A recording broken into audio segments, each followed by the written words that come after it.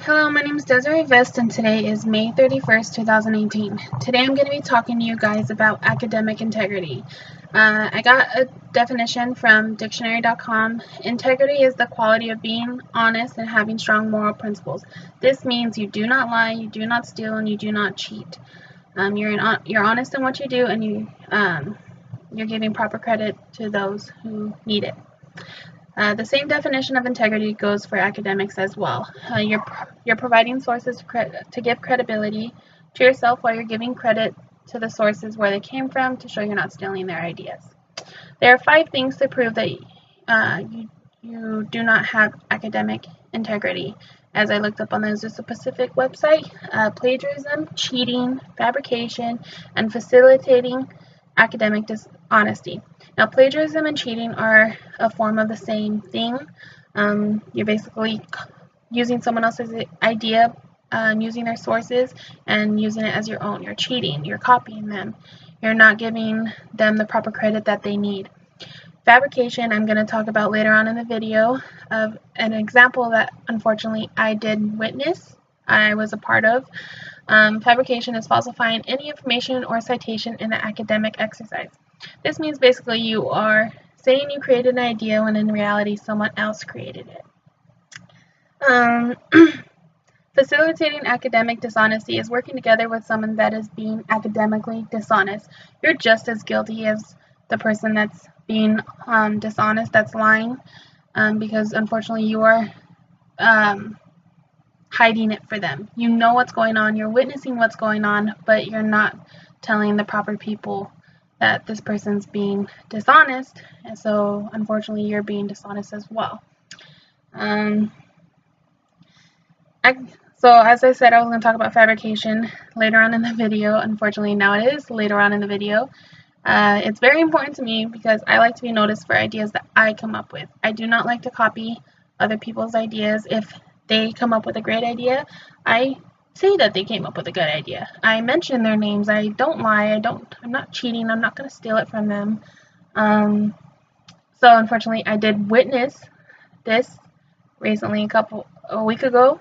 I work at a job where I do payroll and I clear my driver's daily deliveries. This follows 600 to 800 deliveries a day. And then payroll. So from 4 to 6 p.m. I'm doing payroll for my line drivers, the drivers that go to Utah, the drivers that lay over at night at different places. So doing payroll, like I said, from 4 to 6 p.m. and then from clearing deliveries, I have from 6 p.m. to 11:30 p.m. till the next shift comes in, and then from 11:30 to 12:30, I am scanning them to billing. I'm imaging them. So recently, we just gained a new account, which I'm sure you guys are all aware of, which is Amazon. So what we do is I have my shuttle drivers. They go and deliver to to Fontana, and they bring me back. They deliver the load, and then they bring me back the paperwork. What I do is I clear the manifest, and what I used to do, we have to scan it to billing every day. So I used to scan it. I used to just clear the manifest and then scan it like that.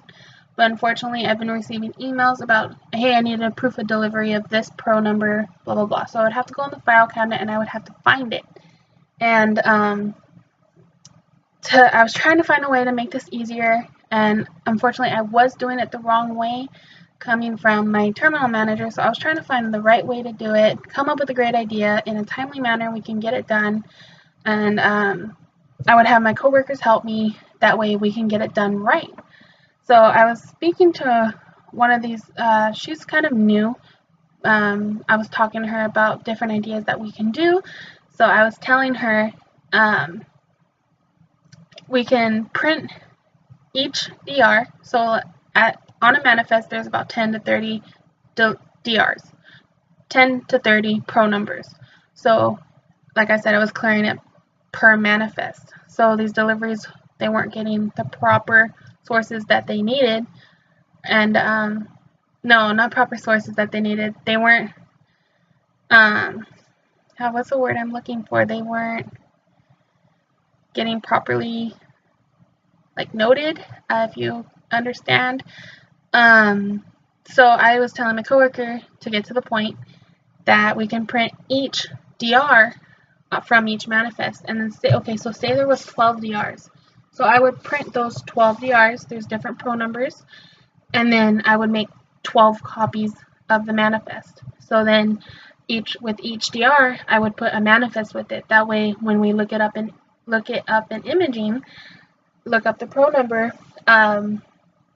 we would have the manifest with it. We would have the DR with it. That way, it shows the proof of delivery. That way, I don't have to go look in the file cabinet. That way, it's done right. And she thought it was a great idea. She told me, "Good job, Des. You did great." So I felt really good, and I told her that I was going to talk to my terminal manager about it tomorrow.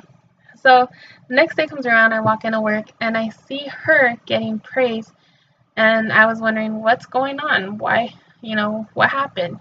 So it was stated to me that she told my terminal manager the idea that I had. And that's so unfair. That was not right. So when we were alone, I immediately brought it to her attention, and I tried bringing it to my manager's attention, and no one believed me. Everyone thought I was trying to copy her idea.